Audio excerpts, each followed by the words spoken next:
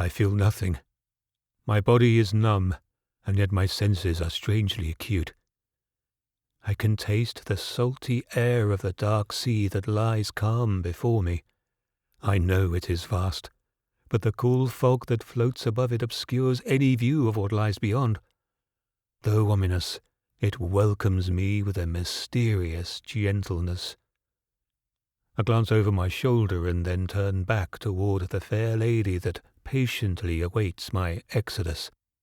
She knew all along that my road would lead me here.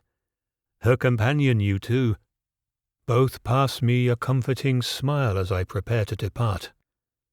The lady places her hand into mine as I set a tender kiss upon it, her grey eyes gleaming as she smiles back at me.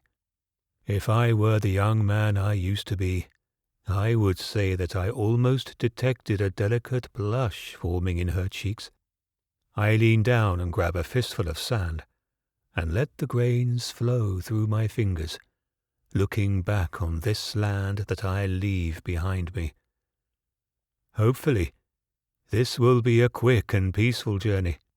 This war-torn soul is no Odysseus, but my armor still fits, and my hand can still grip a spear.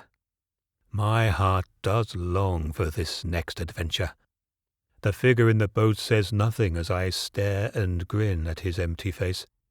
The ugly bastard looks just as I imagined him. As I toss my kit aboard, I cannot help but think about where this journey all began. A feckless boy, born in Sparta. My eyes crack open as I awake to light flashing into my eyes. The blinding ray of sunlight hampers any attempt to assess what is happening. All I can make out is a dark form at the foot of my bed. His arm is extended, and the light that is blinding looks as if it is coming from the palm of his very hands. Is this a dream, or is this Apollo himself summoning me to the day? "Get up, boy," the voice bellows as I rub my eyes once more, realizing now that the ray of light is not the hand of Apollo, but rather a man who is manipulating the reflection of the sun with the blade of his xyphos.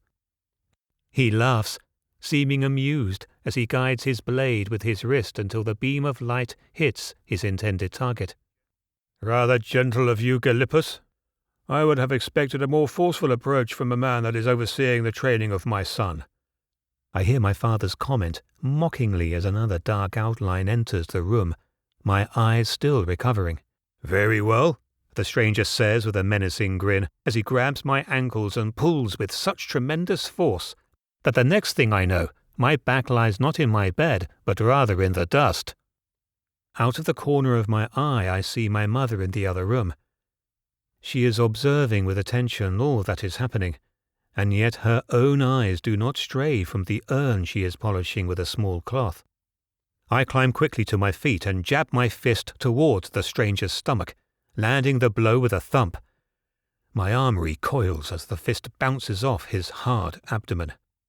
I pause, stunned by my reaction and the futileness of its result.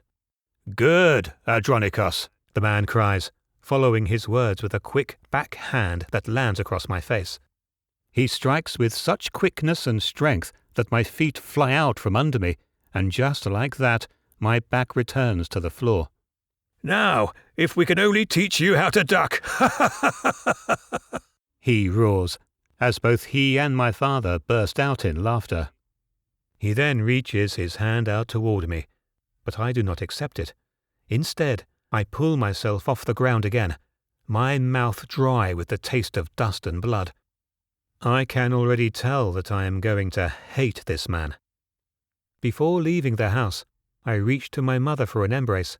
However, she ignores my plea and says nothing, only smiling softly as the man grabs me by the neck and shoves me forward toward the road.